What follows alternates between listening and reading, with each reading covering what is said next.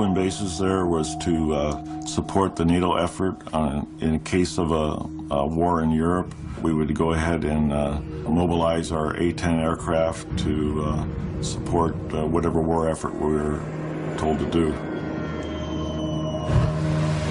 In 1980, with Cold War tensions near their peak, Bentwaters and nearby Woodbridge air bases are operated by about 12,000 U.S. Air Force personnel, making it one of the largest NATO complexes in all of Europe. But the site, bordered by the dense Rendlesham Forest, has a secret. This was Bentwaters' weapons storage area. Exactly what was kept here is officially classified, but researchers and observers agree that a massive nuclear arsenal was stockpiled beneath these concrete bunkers. The extraordinarily secured underground bunkers with alternating layers of steel, concrete, earth, held something like 300,000 kilotons of nuclear ordnance. The American airmen who man this base are highly skilled. They're trained to deal with life and death situations with a cool, clear head. And that makes the events at Rendlesham even more mysterious, because what they saw on Christmas night 1980 made these thick-skinned military men shudder with fear. It's 3 a.m. Airman John Burroughs is patrolling the east gate of Woodbridge Air Base, part of his normal routine as a security policeman. Security did the airfields, weapon storage areas, and stuff like that. You control the entry of the base. The 20-year-old has been with the Air Force for almost 2 years and has been stationed at Bentwaters for about 1.5 years. Tonight, there is nothing to observe but the stars overhead. It was cold that night. It was a clear night, pretty much. You know, it was a clear night. There's a little bit of fog. As he's walking, his superior, Bud Stevens, pulls up in a truck. He tracked me down and said, let's ride around for a while. The men drive into Rendlesham Forest. Suddenly, Sergeant Stevens notices a strange light in the woods just off the road. He said, whoa, is that normal? And I looked out and there was just a weird glow in the woods. I said, no, it's not normal. Burroughs can't shake a bad feeling. You know, you just felt a real sense of danger or something wasn't right. There were different colored lights, you know, like you see on a Christmas display, different colored lights that were blinking on and off. Alarmed, the men speed back to the gate to call the flight desk from a secure phone line. They do not want to broadcast the information over their radios. At Burroughs' insistence, the call is transferred to the base's Central Security Control, or CSC. The shift commander dispatches 26-year-old Sergeant Jim Peniston to the site. Peniston has been a security policeman with the Air Force for 7 years. They told me I need to go out the east gate. We have a situation out there. And I said, what type of situation? He said, well, I'd rather have the on-scene patrolman tell you what that is. And I says, well, can I wait? No, you gotta get out immediately. Within minutes, Peniston and his driver arrive at the east gate. Burroughs and Stevens direct his attention to the woods. I seen this multicolor, yellow and red. It was about, 200-300 meters away. And it looked like an aircraft crash immediately. That's the color that you get from titanium and fuel burning. Peniston calls back to CSC and gets clearance to investigate a possible downed aircraft. If it is an aircraft crash, we can go ahead and, render assistance and set up security for it. As part of standard procedure, Sergeant Peniston tries to gather information from Bud Stevens. And I said, well, do you hear it crash, Bud? And he said, no, it didn't crash. It landed. Stevens is too frightened to help with the investigation. He returns to his post, while Burroughs and Peniston proceed without him. Soon after, they speed off with a driver and head toward the mysterious light. When they can no longer maneuver the vehicle around the dense trees, Burroughs and Peniston proceed on foot. They walk about 50 meters and notice strong interference on their radios. The farther we got into the woods, it became more and more intermediate, where it was harder and harder to talk to him. Suddenly, Sergeant Peniston feels an electrical charge in the air. I've been in excitable situations before on duty, and I know the adrenaline feeling, but this here was different. You could feel it on your clothes, your face, your hair. The closer they move toward the light, the less the scene resembles a crash. Didn't have no smell of smoke, and it was too contained. It was just like one ball out there. We came into a clearing, and then that's when it was like a bright light lit up the whole area. It was almost blinding.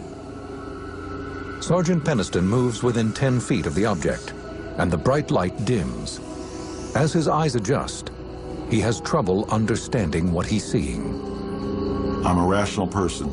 I wanted a rational explanation of what was going on. I could not come up with one. Peniston snaps pictures with his military-issued camera. The craft was triangular in shape. It measured probably 9 feet wide by about 8 feet high. I couldn't tell the front or back to it. I mean, there was no engines on one side or no cockpit or nothing like that. It was all completely smooth, the outside of the craft. He then circles the object, writing descriptions in a notepad. These are the notes he wrote that night. Surface is unknown. Identity unknown. No apparent landing gear present. No sound, but appears to be operating somehow.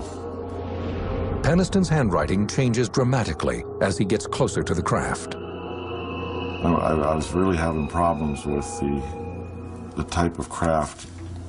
I keep saying it's unknown. I have a problem with understanding what I'm recording here. When he draws near enough, he reaches out and touches the object. The fabric of the craft was smooth, like glass. It was warm to the touch, but not hot. There wasn't like lights on it. Somehow it was in the fabric of the craft. On the front side of the object, Peniston notices several strange symbols. He copies them in his notebook as well. They were like markings, not numbers, not language. There were several, maybe 6 symbols measuring 3 feet wide. I wasn't trained for what I was experiencing. Suddenly, the object emits a blinding flash of light. The men take cover. Then the object, whatever it was, lifted up, went up, and then moved back away over the trees. The speed of the craft leaving the area was, the best way to describe it is probably in a blink of an eye. I've never seen any craft move that fast in my entire Air Force career, and I don't think I ever will again. As the men slowly rise to their feet, their attention is drawn by another flash of light through the trees. At first, they assume it is the craft, but on second glance, they realize it is the Orford Nest Lighthouse, 5 miles away. Burroughs and Peniston check their radios. They're working again. It is now around 5 a.m., roughly 2 hours since they first spotted the mysterious lights in the woods. They contact the CSC, and their commander orders them to rendezvous with a security team back at the East Gate. So we were like, what are we going to say? We can't explain what we saw. We can't explain what just happened. Later that morning, the men are brought in for debriefing. Peniston is reluctant to divulge everything he witnessed. It was not a good career move to report exactly what we seen. I went into the shift commander's office with Burroughs, and we gave a sanitized briefing of what happened that night. After the debriefing, Peniston says the shift commander issues him a thinly veiled warning. Gentlemen, he says, Project Blue Book ended in 1969, and sometimes things are best left alone. Project Blue Book was the code name for the U.S. Air Force's controversial UFO investigation unit. During the course of our investigation, before it was disbanded, its goal was to determine if UFOs were a potential threat to national security. Despite his commander's warning, Sergeant Peniston can't put the strange encounter out of his mind. I got back to my house and I couldn't go to sleep. I'd probably sat around the house for maybe 2 or 3 hours. And finally I said, well, I got to go back out there. He returns to the site with some plaster of Paris. His plan? To make casts of any indentations left by the craft. I wasn't going to leave there until I had answers. I wanted something tangible. He spots 3 round impressions in a symmetrical pattern on the ground. They are a few inches deep and roughly 10 feet apart. They measured exactly the same distance apart, each of the pods, approximately 2 to 3 inches thick. These are the casts made by Peniston the morning after his sighting. He believes they show the marks left by the craft when it landed on the forest floor. He decides not to show them to his superiors.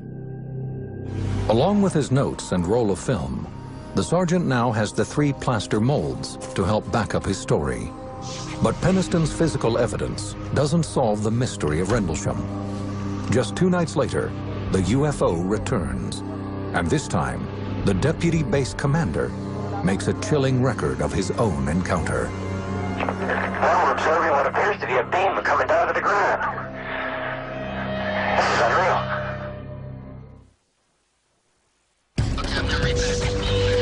Late December, 1980. Sightings of a mysterious craft at the Woodbridge Bentwaters NATO complex in Suffolk, England, have put many airmen on edge. The strange encounters began the night of the 25th, when airmen reported seeing unusual lights. By the early morning hours of the 26th, 2 men claimed to have come within a few feet of a landed craft in the neighboring forest. It's now the evening of the 27th. 40-year-old Deputy Base Commander Lieutenant Colonel Charles Holt attends a holiday party at the Officers Club. His celebration is cut short when one of his men arrives looking distressed. He showed up just white as a sheet. And he wasn't the type of person to get too excited too easily. He was a former Marine. He said, "It's back." We looked at each other and said, "What's back?" He said, "The UFO." After 2 nights of disturbing stories, Holt decides to investigate for himself. The police were spending more time looking in the sky than they were at the airplanes they were supposed to be protecting. It's time to put this to rest. Holt instructs a 3-man security team to assemble their gear and meet him at his quarters. Within minutes, they head toward the Rendlesham forest. By the time Holt arrives, a security cordon has been established around the perimeter of the woods.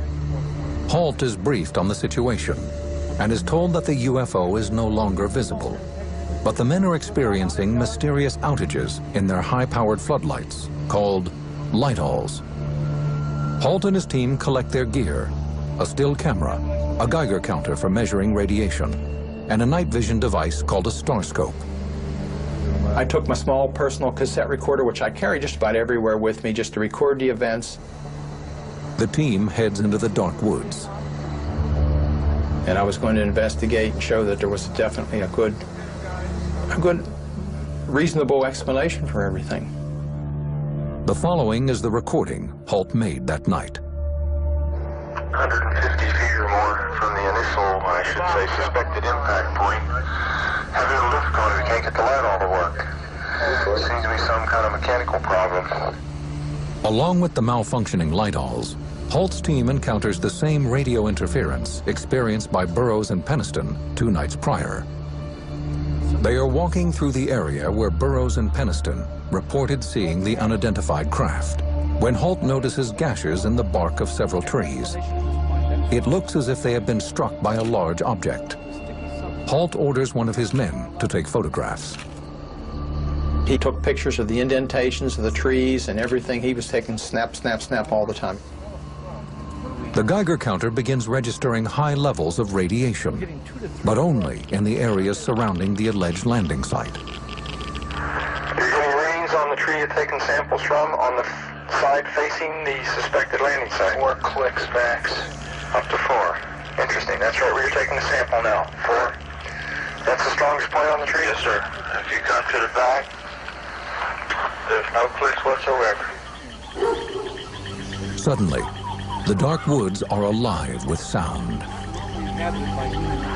We're hearing very strange sounds out of the farmers' barnyard animals. It's very, very active, making an awful lot of noise. All the animals in the forest were acting up, making a lot of noise, and the barnyard animals from the farm, which was on the adjacent side of the particular location, were also acting up. One of his men points out a glowing light in the distance. With his tape recorder rolling, Holt documents every moment of this encounter. You just saw a light where? Where? Right in this position here, straight ahead, in between the tree. There it is again. Watch, straight ahead off my flash right there. So there it is. Hey, I see it too. What is it? We don't know, sir. And we saw this bright red glowing object. It looked like an eye. It's the best way I can describe it. It was bright red, had a dark center, and appeared like as though it were winking. We're about 150 or 200 yards from the site. Everything else is just deathly calm. There is no doubt about it. There's some type of strange flashing red light ahead. It's yellow. I saw a yellow tinge in it too. Weird. It appears to be maybe moving a little bit this way. Yes, it's brighter than it has been. Yellow. It's coming this way. It is definitely coming this way. It was moving through the trees, horizontally, but also traveling vertically. In other words, it was zigzagging through the trees and dripping what appeared to be, the best way I can describe it, as molten metal. Holt and his men pursue the object into a nearby field. As we approached, it receded. It went away from us. It went out into the farmer's field. It stayed there for probably 20, 30 seconds, maybe a little more. The pieces of it are shooting off. There is no doubt about it. This is weird. And then it silently exploded and broke into multiple white objects. So we went into the field and searched around on the ground looking for burnt marks or evidence of whatever was coming off the object. The men find nothing in the field. Overhead, the object makes a sudden turn. It approached us at very, very high speed. Hey, here he comes from the south. He's coming toward us now. It stopped overhead and sent down a beam. The best way I can describe it is like a laser beam. Now we're observing what appears to be a beam coming down to the ground. This is unreal. It was a steady, constant beam as far as the diameter. It fell at our feet, and we all just were in awe. And I thought, was it trying to signal? Is it trying to warn us? Is it threatening us? And just as suddenly as it appeared, the light went click and was off. The object speeds away. The team watches, mesmerized, as it moves over the base and continues to beam lights to the ground. To some, it appears that the light is beaming directly into the base's weapons storage area, where nuclear missiles are reportedly housed. There's one object still hovering over Woodbridge Base at about 5 to 10 degrees off the horizon, still moving erratic and similar lights and beaming down this area. At this point, Holt's recorder runs out of tape. A craft is still hovering in the distance, but Holt and his team aren't sure what to do next. There's no protocol for what they've just encountered. Unnerved and exhausted, the men head back to base. Airman John Burroughs, who had witnessed a UFO 2 nights earlier, arrives at the site, along with Sergeant Adrian Bustinza. Burroughs is immediately concerned by the behavior of the men returning from the field. They were kind of, I don't know, they were weird. I mean, they were upset. After a brief conversation, Burroughs spots a blue light glowing in the same clearing Holt has just examined. The airman is determined to investigate further. I was bugging him, come on, Colonel, let me go out and see. I want to see what it is. So he finally authorized myself and Bustinza to go forward to get a closer look. The men head toward the strange blue glow in the field. Adrenaline quickly takes over, and Burroughs breaks into a run. As I was getting close to whatever it was, all of a sudden it was gone. The field is thrown into darkness, leaving the airmen scared and confounded. It just was gone. And I'm standing out in the field, and there's nothing. Burroughs turns to Bustinza in disbelief. And he goes, what happened to you? And I go, I don't know what you're talking about. He goes, and you were like involved in the lights. He said, you were just like, it was like all of a sudden you were there and then you were in the lights and you were gone. Burroughs and Bustinza return to base. Burroughs' second encounter with the bizarre lights leaves him with nothing but questions. They are unaware that a sweeping investigation involving covert government agencies is already underway. The men claim that as they headed back to the base that night, they were walking into a government conspiracy.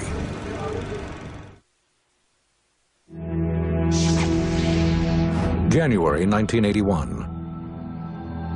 Rumors are swirling around the Woodbridge Bentwaters air bases in eastern England after mysterious UFOs are sighted by the U.S. Air Force personnel stationed there. Many of them were some years into their tour of duty. These were highly trained witnesses. It's not as if they'd all just turned up there the night before. The military investigation that followed remains controversial to this day. Those who say they witnessed the UFOs believe the military was more interested in damage control than in finding the truth. What our government did in the name of secrecy to these individuals is absolutely shameful. According to these airmen, they soon became unwilling participants in a government cover-up.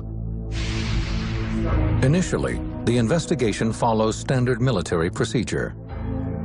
Deputy Base Commander Charles Holt, a witness himself, begins debriefing the airmen who reported seeing the craft. I had no choice. I couldn't ignore it. There were so many witnesses and so many people at so many different places. John Burroughs, who witnessed the UFOs on both nights, says his interview is clear-cut. He took our statements, kind of looked at them, said it was really a wild thing, and there's really no explanation for what's going on, and that's how it was kind of left. Others, like Sergeant Jim Peniston, say that after their meeting with Holt, a long and disturbing process begins. 2 weeks after his initial interview, Peniston is called for another debriefing. This time, it is with a high-ranking team of investigators, the OSI. The OSI is the Office of Special Investigations. It's, how shall I say, the discreet police is one way to put it. And they are there to police the US Air Force. And they can actually walk into an office of a general and, you know, even arrest him, if you like. That's how powerful they are. When Peniston enters the room, the mood is ominous. He begins to give a statement and offers the investigators sketches and notes of his encounter. According to Peniston, the rest of the interview is a blur. To this day, he has a difficult time recalling precisely what tactics the OSI used to extract his information. They took extra steps to make sure I was telling the truth. Sodium pentothal. I'm sure I gave a release for that.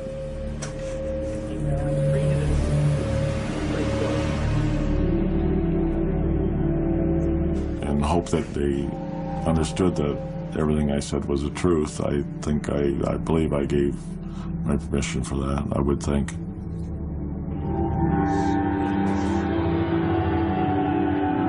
To Peniston, the military's investigation takes on a sinister tone as more men are called in for questioning. Shortly after the event, Sergeant Adrian Bustinza, who had accompanied John Burroughs to the field, is led to a room beneath the base for questioning. Even now, Bustinza refuses to speak publicly about the events of that night. According to author Georgina Bruni, he later confided in her. They said to him, look, you know, what you saw was a light from the local lighthouse. And he said, no, I saw much more than that. It was more than that. No, you don't get the picture, do you? And they would not let him go until he agreed that what he saw was the lighthouse. And the moment they said to him, bullets are cheap, a dime a dozen, is when he said, okay, it was the lighthouse. Other witnesses also say they are told to drop their stories about seeing a UFO. We were told that we couldn't talk about it, was to treat it as top secret, and that was it. We never talked about it. According to Airman Burroughs, the signs of a government cover-up are obvious. Shortly after his interrogation, Burroughs is back on guard duty. As he makes his rounds, he can see that the woods are bustling with activity. There was vehicles leaving Woodbridge going out into the forest. There was helicopters flying around out there, so there was some stuff going on out there.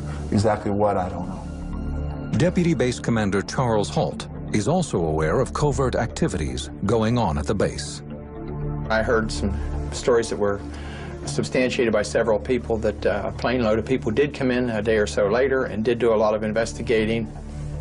Penniston and Holt claim they took pictures of the mysterious craft they encountered. But when the prints return from the base's photo lab, they are blank. The pictures are whited out, most of them. I thought that was really unusual, and I believe that the photos that I got were intentionally just whited out photographs. That's what I believe. Even Lieutenant Colonel Holt, the highest-ranking eyewitness, believes he is being kept in the dark by the military. As the investigation continues, he's asked to type up a memo based on his interviews with other witnesses and submit it to his superiors. Holt's understanding is that the document will be shared with the British government. Holt does as he is told and submits a memo entitled Unexplained Lights.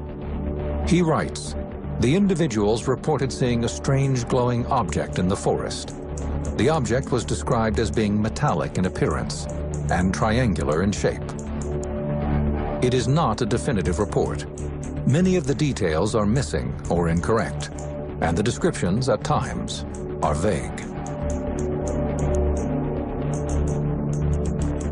The memo was not meant for public consumption. It was meant as a tickler, if you will, to the Ministry of Defense to get them involved to do a proper investigation. His superiors filed the memo away, and the strange lights never returned to the base. Eventually, rumors of an extraterrestrial craft die down. For 3 years, the public is kept in the dark about what happened at the air bases.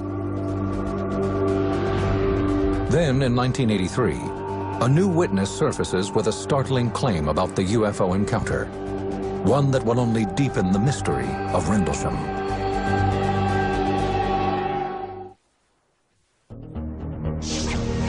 October 2nd, 1983. The British Sunday tabloid News of the World hits newsstands with the headline, "UFO lands in Suffolk," and that's official. The article claims that a mysterious craft, moving under intelligent control, invaded the skies above the Woodbridge-Bentwaters air bases in late December 1980. But most intriguing is the offering of a piece of written evidence, an official U.S. Air Force memo confirming the alleged sightings. The document was written by one of the men who encountered the mysterious object, Deputy Base Commander Charles Holt. Every local radio, TV station, Japanese TV, German TV, I had people swarming all over the place wanting to know the real story. From there onwards, every single newspaper in the United Kingdom was featuring this story for about a week. The memo, titled Unexplained Lights, offers a brief description of the late December encounters. It includes Jim Penniston's description of a strange object that maneuvered through the trees, as well as Holt's account of a red, sun-like object in the night sky. But how was the story leaked to the public? The document, known as the Holt Memo, was brought to light by Larry Warren, a former Air Force security policeman at Bentwaters. He's blunt when he explains why he did it. I wanted to drag people right by their hair through the thing and say, this happened. He was the one who brought this whole thing to public attention. It was his information specifically that resulted in a Freedom of Information Act that resulted in the release of the so-called Holt document. And once that single sheet of paper was out, the toothpaste was out of the tube. Warren has received both praise and criticism for his candidness. The story he tells begins like the others, but the ending is even more bizarre. In late 1980, Warren was a 19-year-old security policeman stationed at Bentwaters. According to Warren, after midnight on December 29th, he is removed from his post and ordered to the woods to assist with Colonel Holt's investigation. When he reaches a clearing, he sees a group of military personnel surrounding a glowing object. in this field was this object on the ground. It's like a science fiction movie, but there was something alive associated with it. Didn't come out any doors, there were no windows, it was this thing, and it was changing all the time. As he draws within a few feet of the craft, Warren says he witnesses an amazing sight. There are officers and airmen facing the object, and 3 small glowing entities standing in the light. What he observes and the other men observe that are in proximity is 3 humanoid shapes. There was something separate from it with these 3, what you would perceive as kids. Warren then watches as a senior officer begins communicating with the beings. The senior people there seemed to be following like a protocol. It seemed to be there was a procedure. Warren is then pulled from the clearing. He's given no explanation for what he's just seen. The next day, he says he is brought into a room with other witnesses for debriefing. He remembers a film projector and 3 men in suits. They showed us the different films of UFO military activity going back probably, I don't know, the 40s. Like other witnesses, Warren says the more he is questioned, the more distorted his memories become. He remembers what happens next as a series of scenes that make little sense. Warren recalls being taken against his will by men in dark suits, then being led to an underground facility on the base. I remember being on a table and people talking to me and, you know, doctors and Air Force people behind them. I have another memory of being in a kind of like a mess hall and trying to eat something and kind of being alone at a table. It's imagery. I mean, this could all have been plugged into my head. Warren says he isn't sure if what he remembers is real, or if these images were planted by military investigators in order to confuse him and distract him from what really occurred. After the Rendlesham story breaks, Warren's accusations infuriate other witnesses. These airmen and officers say they too want the truth revealed, but that Warren's story is anything but. It hurt the whole incident as far as this is, something really did happen to us, but there's no way, the way he was describing what happened to us, and it wasn't fair to the people who were involved to have that kind of extreme stuff come out. Parts of his story do correspond with other eyewitness accounts. Warren, like Charles Halt and Jim Peniston, recalls seeing a glowing craft in the clearing of the Rendlesham Woods shortly after Christmas 1980. But Larry Warren is the only airman who claims he saw alien life forms. Another problem with Warren's version of events is that no one can remember seeing him in the woods on the night in question.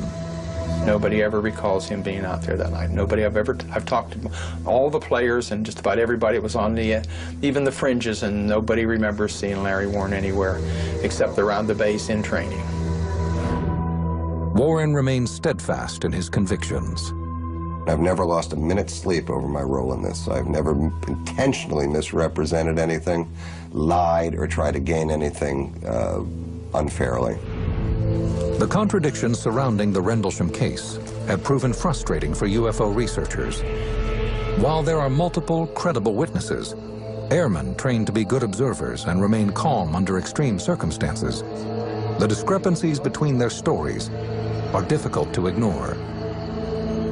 In the years that follow, researchers struggle to unravel the mystery. Then, in 2002, declassified government files reveal new facts about those mysterious nights in the woods. And which could have been the spot where the alien craft landed. Since 1983, the Rendlesham UFO incident has garnered attention around the world. But to this day, there is still no explanation for what U.S. Air Force personnel claimed they saw in the woods and skies of Suffolk, England. Some experts who have reviewed the reports of strange lights and a glowing spacecraft have concluded that these sightings are a simple case of optical illusion. Retired Air Force Major and astronomer James McGahey learned about the incident by chance. I first heard about the Rendlesham Forest case in 1983 when I was at the base conducting a military exercise there on temporary duty. During his tour, he discovers that 5 miles from the twin bases, on the shores of the North Sea, sits the Orford Ness Lighthouse. McGahey feels that witnesses mistook this lighthouse for a UFO. If you're out in a dark sky on a cold night in December, and a lighthouse is swinging through the trees with this bright beam of light passing through the trees, it's going to have some strange, unusual effects. Light is going to get scattered by the trees. John Burroughs did mention this lighthouse in his first statement to his superiors. In the report, he says that after the mysterious lights disappeared, he thought the lighthouse was another craft, but quickly realized his mistake. I want to clarify something. This is always somebody tries to twist it. If you read the statement, especially mine, it clearly distinguishes between what we saw at the beginning and then we did see a beacon light and we followed it. Nowhere in my statement does it say I felt the beacon light was the object. I've done a whole lot of research on this lighthouse. You know, you can talk about it from here to eternity. And there's absolutely no way that a lighthouse can travel 5 miles, go in and out of trees, shoot beams down to the ground. So anyway, it's not a lighthouse. But McGahey claims there is a second explanation for the lights in the sky that has nothing to do with UFOs. On the night of the 25th, at around 9:30 in the evening, a Cosmos satellite re-entered the Earth's atmosphere. It would have looked like a fireball, which is a very, very bright meteor. For nearly 20 years, skeptics and believers continue their search for answers. In 2002, thanks in part to researchers like Georgina Bruni, the British government finally releases a new set of records. The files provide additional information about the case, but also raise new questions. They make it clear that the British government investigated the mysterious sightings back in 1981. This fact seems to indicate that military investigators did not believe the sightings were caused by a lighthouse or a satellite. But the files also reveal some of the shortcomings of that investigation. We discovered that some of the radar facilities were actually faulty. The cameras were faulty on the nights in question, or allegedly faulty, that the films were missing. At the time, investigators based their research on the original memo written by Lieutenant Colonel Charles Halt. His document states that the first event occurred on December 27th, but the sightings actually began on the 25th. Halt's mistake has caused researchers to examine the wrong nights for 20 years. It is a frustrating revelation for Nick Pope, an official with the Ministry of Defense. Here we had possibly the most significant UFO event ever to have taken place on British soil, and yet not only were the dates wrong, but crucial days had been lost. Moreover, much has been left out of the files. Researchers hope the U.S. and British governments will release further information, including pictures taken by Air Force personnel on the nights of the sightings. These are the only photographs that remain from the investigation. They show authorities examining the alleged landing site, but the pictures reveal no evidence of a landed craft.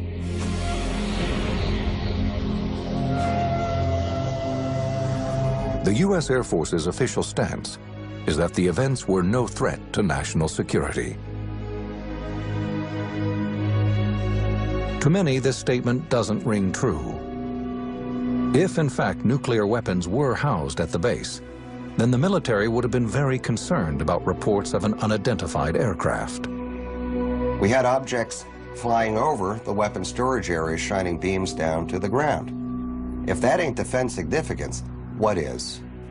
Skeptics grapple with the same question, but in their minds, the military's response bolsters their claim that UFOs did not visit the Rendlesham Forest. This was during the Cold War. You have to realize that security was fairly tight. Anything that would happen near the flight line when you have these high-value asset aircraft, tactical aircraft, or in weapons areas would immediately cause a response by the entire base.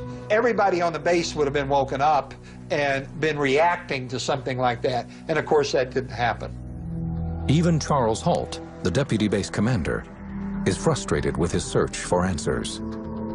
I kept prodding Squadron Leader Moreland, the British liaison officer, for an answer. Doesn't somebody care? Isn't somebody interested? I got the feeling that I was kind of left hanging out there to dry, if you know what I mean. Though they continue to press the government for more information, some researchers believe that the missing files and early mistakes in the military investigation may leave the Rendlesham case a lasting mystery. In any investigation, whatever you're investigating, if you don't really use the first 24 hours to try and chase it down, your chances of success diminish rapidly. The problem with the Rendlesham incident is that this happened over the Christmas period. A lot of the key personnel were on leave, and I think there was a bit of a decision-making vacuum. The newly released information is not enough for the men involved at Rendlesham to put the incident to rest. For now, they possess the few pieces of intriguing evidence that remain from their strange encounter. Peniston's plaster casts and drawings. Halt's tape recording. We're about 150 or 200 yards from the site. Everything else is just deathly calm. Jim Peniston, Larry Warren, and John Burroughs continue to wonder why the government is hiding the truth. There's a chain of command, there's a chain of custody, everything's kept track of. And for this stuff to play it like it disappeared and it's gone, it's not. I guess technically we were part of a cover-up to ourselves. We probably started it by sanitizing it, the initial report. Like John Lennon used to say, conspiracy is silence speaks louder than words, and that's fact. And I'll be pissing off people as long as I can about this and screaming that this went down, take a look at it.